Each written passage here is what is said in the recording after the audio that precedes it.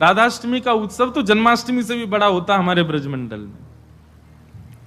तो ऐसे राधाष्टमी का भाव। अब कई लोग पूछ रहे हैं कैसे क्रम होना चाहिए, तो देखो ठाकुर जी का जन्मोत्सव मनाया जाता रात्रि 12 बजे, पर किशोरी जी जो हैं ये उदिया भाव से प्रकट हुई। मतलब सूर्य उदय, जैसे ही सूर्य की प्रथम किरण पड़ी है पृथ्वी पर, बस हल्के हल्के सूर्य उदय हुआ, तभी किशोरी जी का प्रादुर्भाव हुआ। तो एक प्रकार से नेक्स्ट सुन लो, ताली बाद में बजा ली। सुबह 4:30 बजे, 4-4:30 बजे आप सबको, अगर घर में किशोरी जी विराज रही हैं स्वच्छंद भाव से, तो किशोरी जी को अभिषेक करना। वैसे हम तो दोनों उनको ही कर दें। जन्माष्टमी पे भी युगल सरकार, घर के ठाकुर जी जो हैं युगल राधा कृष्ण, उनको करें, और राधाष्टमी पर भी दोनों उनको ही करें।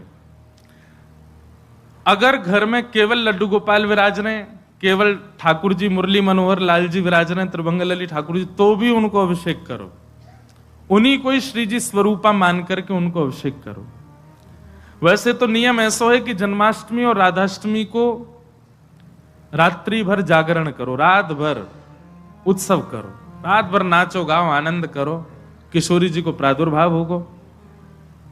और किशोरी जी वास्तव में सेनावस्था में हो, कमल के पुष्प ले आओ और सुंदर सुंदर कमल के पुष्पन के बीच में किशोरी जी के श्री विग्रह को विराजमान रखो, वही में ही पौढ़ाओ। क्योंकि ऐसा भाव शास्त्र में है कि कमल के मध्य से ही किशोरी जी प्रकट भई। तो कमल मध्य में किशोरी जी को विराजमान करो। घर पे ठाकुर जी हैं तो ठाकुर जी को विराजमान रखो। और प्रातः काल 4 बजे है तो महाराज शंखनाद करो, बधाई गायन करो, सुंदर घंटे घड़ियाल नगाड़े आदि बजाओ। वाक्य बाद में दीप प्रज्वलन करके किशोरी जी को प्रादुर्भाव करो। फिर वाक्य बाद पंचामृत अभिषेक करो। पंचामृत अभिषेक करवे के बाद में सुंदर किशोरी जी को श्रृंगार करो। श्रृंगार करवे के बाद भोग धराओ। भोग धरा करके फिर किशोरी जी की आरती करो। आरती करने के पश्चात फिर खूब नाचो, इतने नाचो इतने हम तो अभी जयपुर में एक बात कह के आए, उत्सव तब तक मत मानो कि नाचते नाचते उत्सव करते करते डॉक्टर के पास नहीं जाना पड़ जाए। अगर आपको दवाई नहीं लेनी पड़ी तो समझो उत्सव मनाया ही नहीं आपने।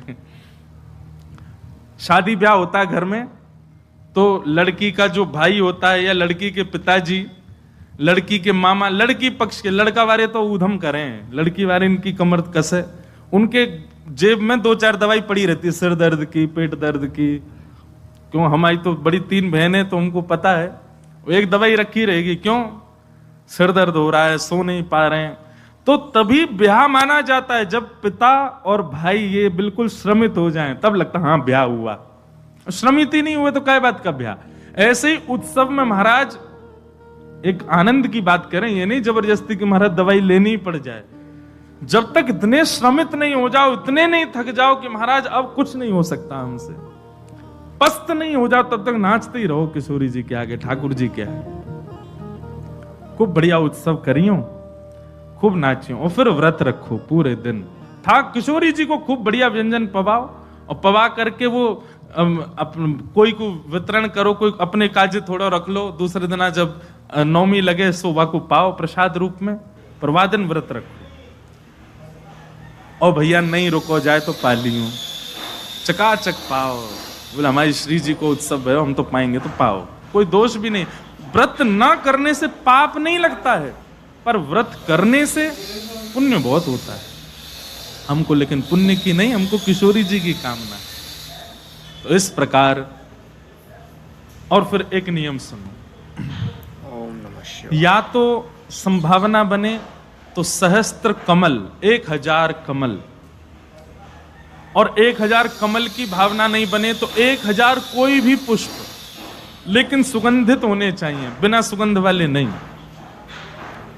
मोगरा के हो जाएं, हार श्रृंगार के हो जाएं, गुलाब के हो जाएं, और यदि व्यवस्था बन जाए तो कमल 1000 हो जाएं।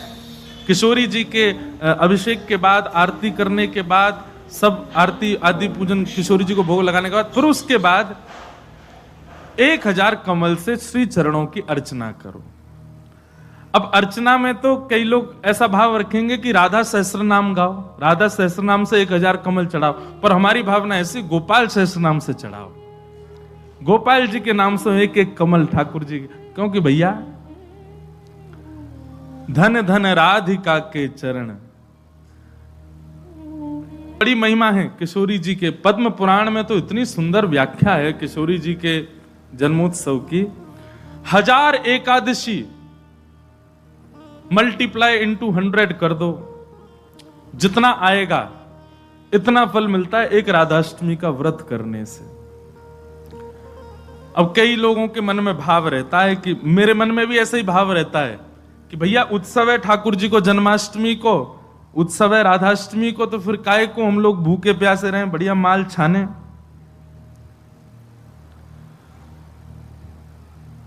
तो भाव तो रहता है, पर शास्त्रों में बड़ी महिमा है।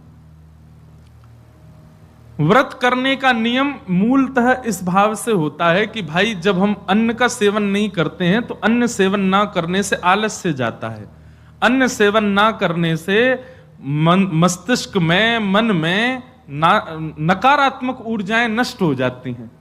फलाहार रहते हैं तो निश्चित ही है ऊर्जावंत होते हैं, तो ऊर्जावंत होंगे तो और बढ़िया उत्सव मनाएंगे। लेकिन बिल्कुल ही आहार ग्रहण नहीं करोगे तब तो फिर मतलब व्रत इसलिए करना है कि उत्सव में आपसे आपकी ऊर्जा पूरी लगे, आलस्य ना आवे, नकारात्मक भाव ना आवे, मन में कोई दुर्भाव ना आवे, इसलिए अन्न का त्याग किया जाता है। बाकी तो उत्सव में तो खूब पाओ धुआंधार, लेकिन व्रत करने से आपके उत्सव में बेहोशी आ रही है महाराज और बिना भोजन किए कुछ तो फिर उत्सव को भंग करने वाली बात हो जाएगी।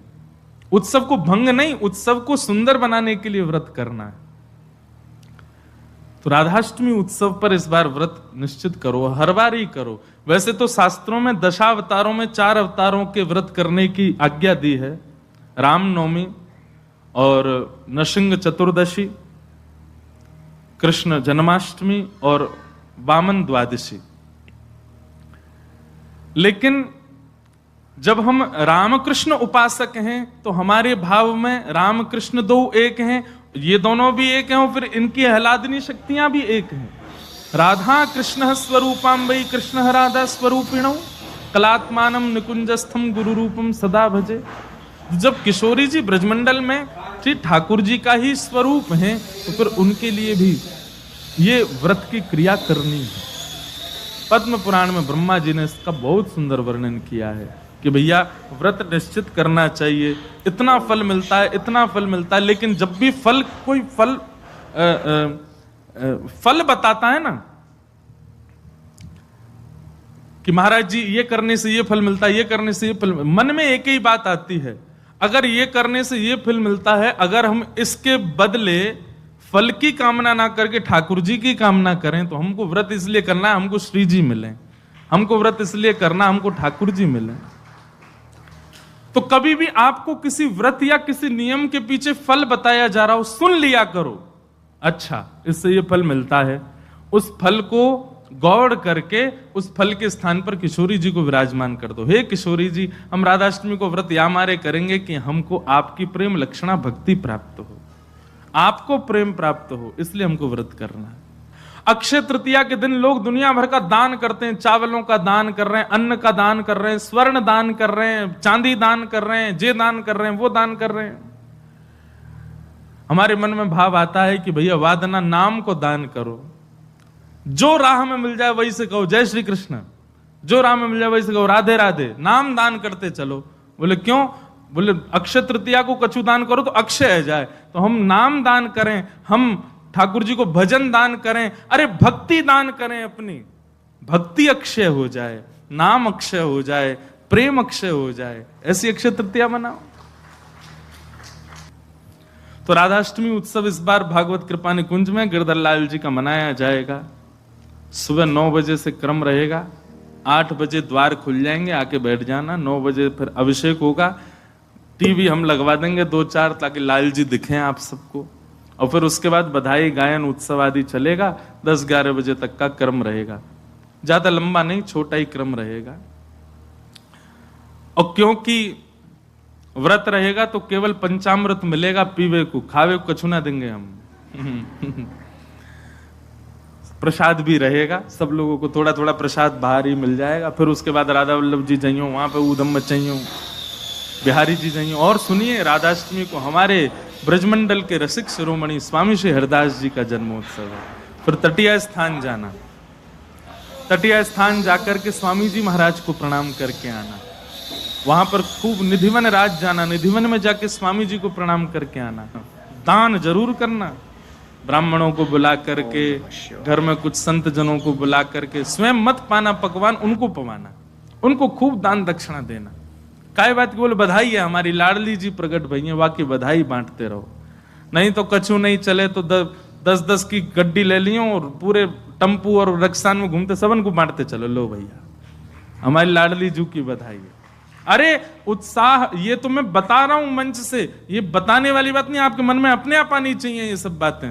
हमारी लाडली जी प्रकट भैया, हम कहा करें आज।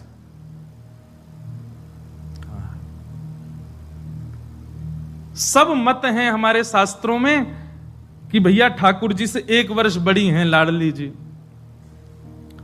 कई भाव ऐसे बताए जाएं कि 1 साल बड़ी हैं, और कई भाव ऐसे बताए जाएं 15 दिन छोटी हैं। पर अधिकतर ब्रजवासी 15 दिन छोटी वारो भाव ही माने। लाडली जी नेक छोटी हैं लाडली ठाकुर जी से, क्योंकि हमने जब राधा रसामृत कथा करी नागपुर में, 2 बार कर चुके, वह कथा को तो सुख ही अलग है। कभी कभी मैं भी सुनता हूं, इतना आनंद मिलता है, सुख मिलता है किशोरी जी के चरित्र में। तो वहां एक प्रसंग सुनाया था मैंने कि जब किशोरी जी को प्रादुर्भाव भयो तो नंदरानी यशोदा भी आई हैं लाल जी को लेकर के। उससे ये बात